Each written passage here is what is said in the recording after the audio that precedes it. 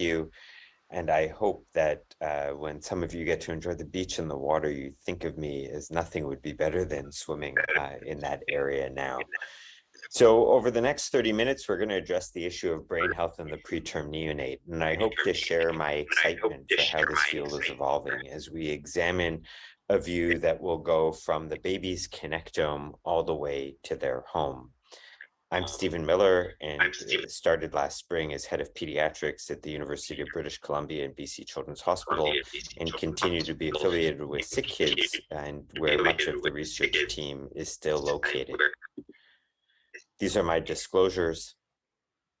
Nothing directly relevant to what I'm going to discuss today. So as we think about the enthusiasm that I hope we share for the developing brain, particularly around the preterm baby, I want to recognize how the field of neonatal neurology has been evolving over the last decades, because the changes have been very dramatic. When I started training in pediatric neurology, people were surprised that I would consider a career in neonatal neurology, because the prevailing view at that time is what I would characterize as the Esto baby es lo que brain. yo caracterizaría como que el cerebro del bebé es plástico y esto le retiró la atención en neurología, en el cerebro neonato, porque incluso si se lesiona, ese cerebro sería plástico hasta que el bebé se recupere. Y eso entraba en contravía con lo que teníamos la información actual. Y el número de niños que veíamos como resultado de de esa situación era parálisis cerebral y también mayores lesiones. Entonces, para los años 2000, la gente estaba poniendo más atención a este tipo de lesiones dentro de un resultado fijo y este enfoque estaba guiado por grandes avances en neurología en el momento que estábamos tratando de implementar el TPA o trombólisis por ACV. Y dentro de la primera hora de esa lesión tendríamos que actuar para mejorar el resultado.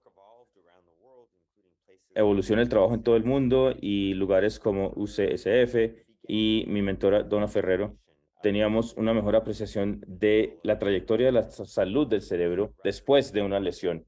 Así que en lugar de enfocarnos exclusivamente en la protección del cerebro y la lesión aguda, empezamos a ver una reparación. Entonces, ¿cómo se promueve ese desarrollo? Y vamos a caracterizar esto según la importancia de todos los días y la expansión de la ciencia y los descubrimientos que tenemos en la intersección de nuestras especialidades, tanto médicas como educativas, trabajo social y ciencias sociales. Entonces, aquí tenemos el pretérmino, esperamos esta imagen, incluso en el cuidado intensivo neonato. A pesar de los grandes avances, tenemos la necesidad de apoyar a estos bebés con la nutrición, en los pulmones, el corazón, y ellos siguen críticamente enfermos, pero monitoreamos cada sistema muy intensamente, excepto el cerebro. Los avances en la resonancia magnética y en esta ventana sin precedentes y en un bebé pretérmino, este es el patrón. Esto es una resonancia magnética donde tenemos un córtex de 1 milímetro y la parte blanca, todas las proyecciones que tenemos las neuronas en la parte oscura. Y en este bebé vemos estas áreas de T1, hiperintensidad. Estas son áreas de enfoque de necrosis y se ve grasa en la resonancia como gris en las imágenes T1 y tiene una característica ventricular de Recording in distribución. progress.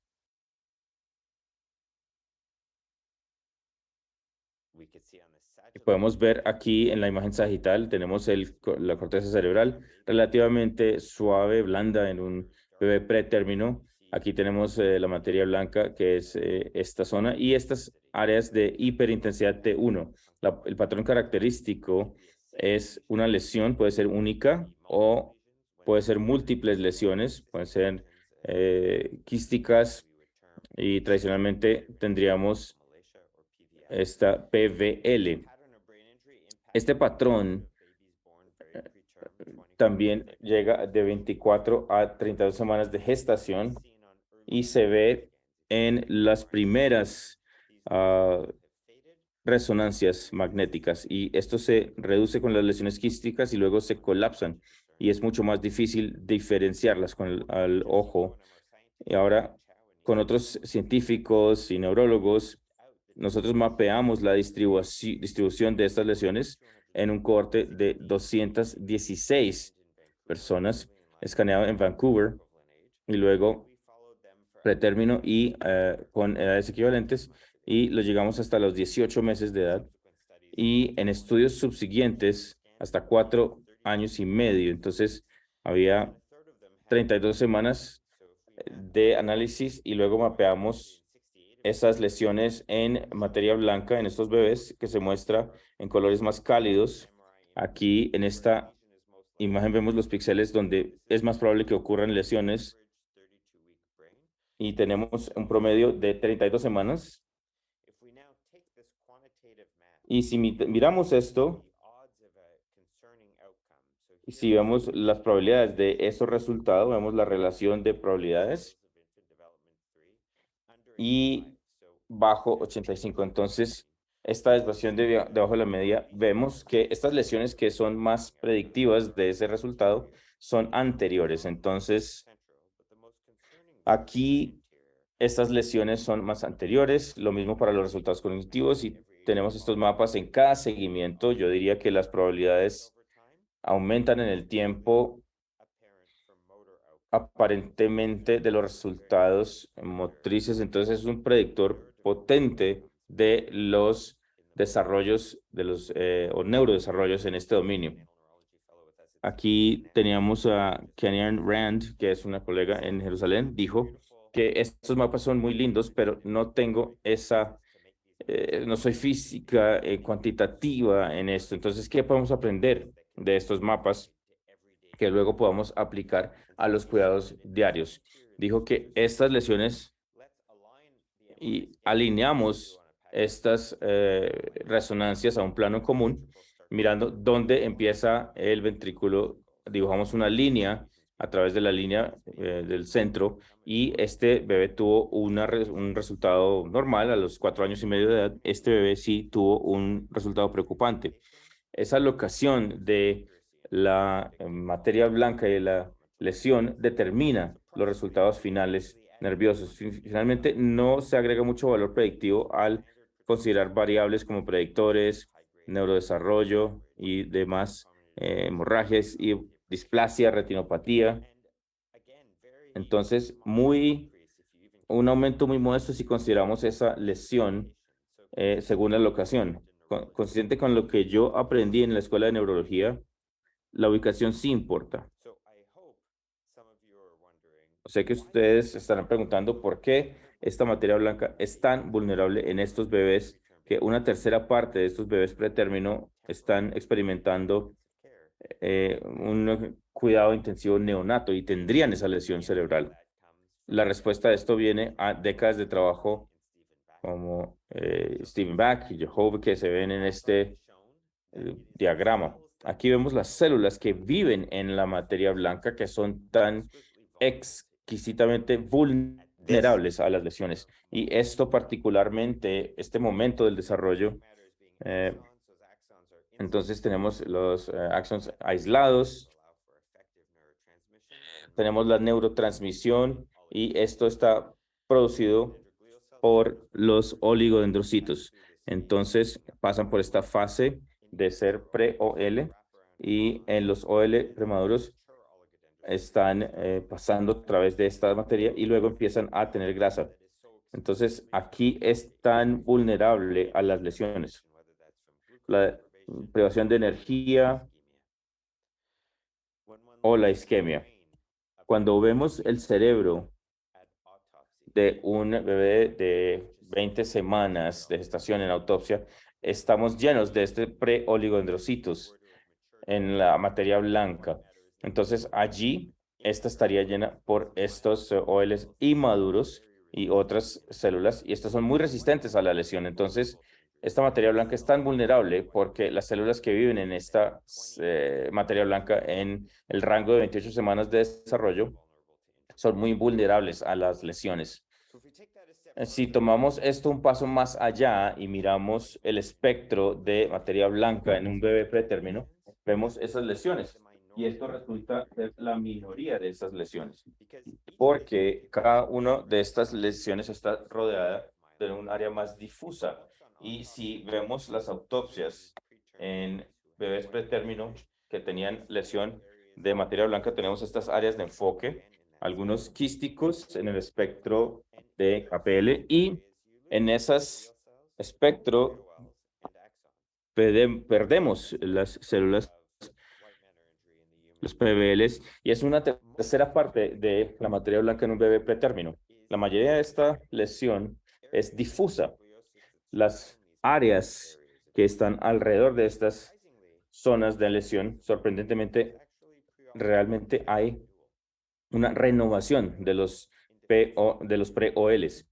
Entonces, aquí en esa materia blanca resultan estar regulados, pero se atascan en esa ventana de desarrollo temprano y no maduran para formar esos oligodendrocitos. Y esas dos terceras partes de esa carga de la lesión, y es más difícil de detectar con la resonancia magnética normal. Y si vemos estas lesiones, esto es un biomarcador para el espectro de la lesión de materia blanca. Volviendo a la neurología, dice lesión única con resultado fijo.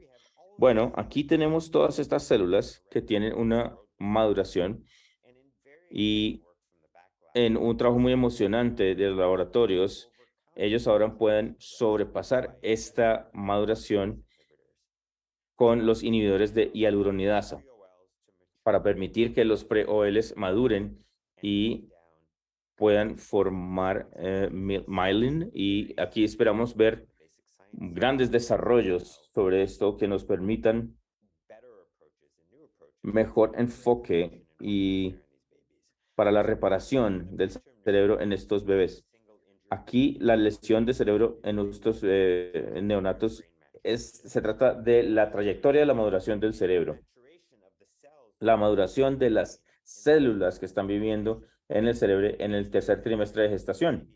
Vemos una imagen de un bebé que pude conocer en Vancouver hace unos años, nacido con 20 semanas de gestación, escaneado con 30 semanas post-menstruación, y la familia fue muy generosa de volver al escáner 9 semanas después. Aquí tenemos esta imagen con la corteza cerebral, es oscura, más o menos 1 milímetro de espesor, millones de neuronas aquí conectadas con la materia blanca, luego gris, y luego tenemos la base y la estación de relevo del cerebro.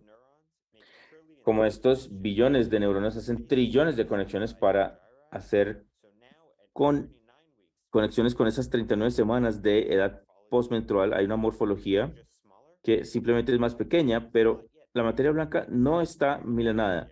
Es un punto interesante con esos caminos motrices, pero es impresionante esta trayectoria del desarrollo cerebral. Este bebé estuvo en cuidados intensivos de 6 de las 9 semanas. Esto genera la pregunta entonces, ¿cómo las estrategias de cuidado intensivo influyen sobre este desarrollo? Y esto nos trae a la importancia de todos los días. Dado el tiempo, vamos a ver brevemente 3 exposiciones en dolor, sedación y nutrición. Y aquí vemos cómo las resonancias magnéticas se pueden aplicar para desenredar esta telaraña de exposiciones clínicas. Tuve el privilegio de entrar en el mundo del dolor neonato en colaboración con Ruth Bruno, mi socia en todo el trabajo que voy a presentar, y dijimos, hay dolor en ese cerebro del neonato. En décadas de investigación, la doctora Bruno ha mostrado que a mayor exposición a dolor neonato en el bebé pretérmino, más preocupación es el resultado cognitivo y la carga de comportamientos, preocupaciones de comportamiento en estos bebés. Entonces, tiene que haber algún cambio en el cerebro y examinamos la exposición a ese dolor neonato y si predice cambios en esta trayectoria. Y aquí tenemos esos procedimientos con la definición operacional. Con ese grupo de 200 podemos ver esos procedimientos que son 110. Es mucho dolor de semanas de cuidado intensivo. Es como Horacio y varios invitándonos a todos a una prueba de sangre en el descanso del almuerzo.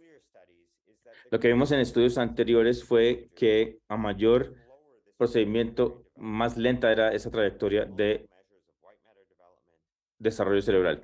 Y allí tenemos ese desarrollo metabólico y podemos ver qué tan enfermos estaban los bebés, qué tanto estaban en ventilador, cuántos estaban infectados, en qué edad estaban, en fin. Y hay una literatura que sugiere que los bebés muy prematuros estaban teniendo un estímulo de dolor a través del tálamo en la misma forma que los bebés de término completo. Durante muchos años refinamos esa segmentación del tálamo y la estación de relevo del cerebro y a mayor exposición del dolor, sobre todo entre nacimiento y la primera tomografía o la primera resonancia, perdón. Entonces, el crecimiento del tálamo era más lento. Entonces, este es una estructura con núcleos complejos. Vimos el cambio de forma. Eso se hizo con Emma Dorn y Jesse Grow. Son científicos de salud mental en Montreal y vemos la reducción en el tamaño del tálamo que está ubicada donde se espera que estuviera el tálamo sensorial. Si encontramos el núcleo directamente, entonces referimos eso de dónde está la reducción del volumen y no el del tálamo. Entonces, estos son significativos en esos aspectos de la severidad y están presentes en los menores de los bebés, de 24 a 32 semanas de gestación, sobre todo para los procedimientos tempranos de rotura de piel. Hay una relación directa con el tálamo y estos otros aspectos del cuidado neonato, como esteroides y demás, no predicen el tamaño del tálamo. También apreciamos que la gestión del dolor es importante como parte de ese cuidado intensivo a los neonatos. Entonces, uno de los ventajas, perdón, de trabajar en estos centros es contrastar diferencias en cómo cuidamos a los bebés. Paso de un centro que usó una sedación muy efectiva en un ventilador para periodos prolongados de tiempo a una aguda que usaba otro tipo de sedación. Entonces, vuelvo a la literatura para entender por qué no usaríamos midazolam y cuando entendí, había una literatura que sugería que midazolam era tóxica para las neuronas grandes del hipocampo y esa parte hermosa del cerebro que es responsable de la memoria. Entonces, cualquier cosa de la presentación, si la recuerdan, es por los cambios en estos campos. Lo mismo es una región difícil de tomar imágenes. Con Jesse definimos la definición del hipocampo y cuando examinamos ese crecimiento con relación a las dosis de midazolam, vemos que a mayor uso de midazolam se predice desde la literatura sencilla de ciencia es menor el crecimiento, más lento el crecimiento del hipocampo. Entonces, muy significativo en estos modelos. Entonces, por ejemplo, en el ventilador. Concurrentemente, Joe Zwicker en Emily Tamet estaban encontrando segmentación y hay una literatura que sugiere que había mayor exposición con las células grandes, con estas neuronas en el cerebelo, a mayor dosis de morfina, menor el cerebelo en bebés pretérmino. midazolam no está prediciendo el desarrollo del cerebelo y la morfina no está prediciendo el crecimiento del hipocampo. Entonces, hay una especificidad anatómica que podríamos usar para complementar esos modelos multivariable que sugieren estas relaciones específicas del cerebro. Julian Schneider se unió con nosotros de Lausanne, es neonatólogo académico y estos bebés fueron escaneados temprano en su vida y ahí se usó mínimo morfina con midazolam. Ellos usaban glucosa, no tenían acceso a sucrosa. Entonces, para la analgesia y antes de romper la piel, le daban glucosa a los bebés. Y de nuevo, esto se predice en la literatura de neurociencias. Mayor glucosa predice menor volumen cerebral, sobre todo en mujeres o sobre todo en el ganglio base. Entonces, creo que esa vulnerabilidad femenina se vio allí, sobre todo con el resultado viendo en los bebés a 18 meses de edad, con ese desarrollo para que el desarrollo del PDI tenía una escala de función motriz y una desviación estándar de 15. Miren cuántos niños están por debajo de esa expectativa de la edad y menores puntajes motrices con mayor glucosa. Entonces, además del modelo variable, perdón, vemos la emergencia de estas relaciones específicas en el cerebro, mesalam, hipocampo, morfina en el cerebelo y la vasoganglia. Entonces, tenemos unos estudios en hospitales que aprovechan esas variabilidades donde pueden compartir qué estaciones analgésicas o estrategias son más efectivas para el cerebro. Entonces, se puede preguntar, ¿qué podemos hacer hoy? El mejor ejemplo viene de los estudios donde podemos decir que podemos hacer más para prevenir. Entonces, cuando vemos los cohortes de Holanda, de Utrecht, vemos que hay mayor exposición en ese grupo de Toronto con relación al de Utrecht. Y esto es por el crecimiento del tálamo, sobre todo el tamaño del cerebro. Y esa es, por esa experiencia en Holanda, permiten uso más prolongado, perdón, y usan esas líneas para tomar sangre y luego prevenir esos dolores. Hay un costo en cuanto a infecciones y otras complicaciones, pero no sugerimos que todos hagamos un cambio de la práctica, pero sí sugiero que miremos nuestra propia práctica para a ver si hay una oportunidad de, con nuestros estándares del cuidado neonato intensivo, podemos prevenir el dolor. Ahora, otra exposición para los bebés es la nutrición a diario. De nuevo, busquen Julian Schneider en el equipo de Lausanne. Tenemos las primeras 2 semanas de vida, mayor entrada y es un predictor de esa salud que se vuelve más aparente a medida que seguimos a los niños hasta la edad término. Y la nutrición en las primeras semanas de vida es un predictor importante de cómo el cerebro va a crecer según la edad. Y quizá la capacidad de modificar otras exposiciones de la vida temprana. Sabemos que estar en un ventilador por mucho tiempo predice menores volúmenes cerebrales. Eso lo vimos en Lausanne, en el estudio Lausanne. Pero la línea naranja son niños que tuvieron una exposición prolongada a la ventilación, también tuvieron mayores calorías en las primeras 2 semanas de vida. Podemos usar la nutrición como forma de sobrellevar otras exposiciones en la vida temprana y más trabajo que hacer en esta área. Bueno, mucho de lo que se ha dicho está en este periodo. Cuando el bebé vuelve como niño 8 semanas después, vemos una transformación del cerebro y aquí de nuevo el giro, la sulcación. Aquí la materia blanca está oscura porque está almilanada. Entonces aquí tenemos la fijación del cerebro y eso ya está mapeado. El crecimiento del tálamo hasta 8 años de edad. Lo que vemos es que los dos predictores más fuertes del valor P, el tamaño del tálamo a edad escolar, perdón, 8 años, se corrige crece en ese periodo neonato y ese periodo importante. Y la materia blanca predice menores volúmenes. ¿El tamaño del tálamo a 8 años importa para su coeficiente intelectual? Pues sí, en el contexto de lesión de materia blanca. Menores puntajes relacionados con menores volúmenes en esos niños que tienen, vemos esos niños con lesión de materia blanca que tenían excelente coeficiente intelectual y estos niños tienen estos volúmenes de hipotálamo conservados. Ahí nos enfocamos en el laboratorio. ¿Qué podemos hacer para promover esa trayectoria?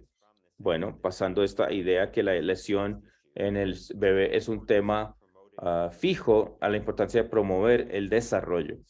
Entonces, he mostrado el connectome, no tenemos tiempo para entrar en el genoma o el epigenoma o el metaboloma, pero este es el home, el hogar. Entonces, vamos al desarrollo con relación a la educación de los padres. De nuevo, este es del corte de Vancouver, que es un recurso configurado altamente.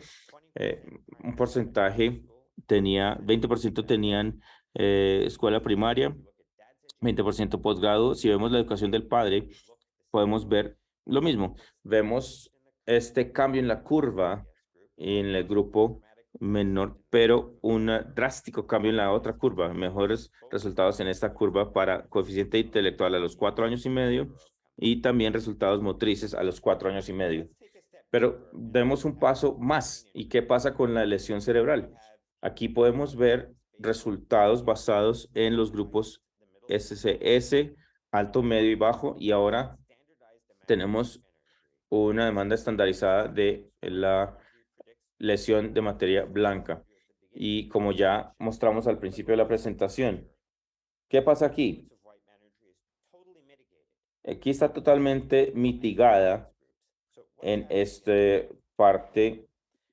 ¿Qué pasa en esos hogares? No tenemos una respuesta, pero tenemos dos tipos de pistas. Entonces, tenemos un estudiante y ahora es faculty de la Universidad de Calgary. Cuando ello ve la interacción de padres e infantes, vemos la relación entre el dolor a una vida temprana y los comportamientos internos. Los puntos más altos son más preocupantes y está totalmente cambiado si vemos una interacción mayor entre padres e infantes. Entonces es muy emocionante empezar a estudiar papás, pero si podemos ayudar a apoyar esa interacción, tenemos una oportunidad de interacción y hay una relación cognitiva. Entonces, aquí tenemos esa sensibilidad, tenemos oportunidades para apoyar a los padres en los seguimientos y espero que al hacerlo mejoremos esos resultados para los niños. Espero haberles dado alguna idea de la importancia de esto, ya sea en el dolor, sedación, analgesia, nutrición o en el hogar. Y estoy optimista de que, como vimos en el conectoma y entender esas relaciones de estas exposiciones al cerebro, también todos vamos a tener oportunidades de mejores resultados para esos bebés pretérmino. Quiero concluir agradeciendo a mis colaboradores del equipo en Toronto, San Francisco, Utrecht, los recursos de apoyo. Muchas gracias a los padres y a los niños que participan en estos estudios en periodos largos de tiempo, estresantes. Y quiero compartir una foto del equipo actual en Sick Kids y el equipo prepandemia. Ojalá puedan asistir en esa reunión en persona para mayores actualizaciones. Muchas gracias.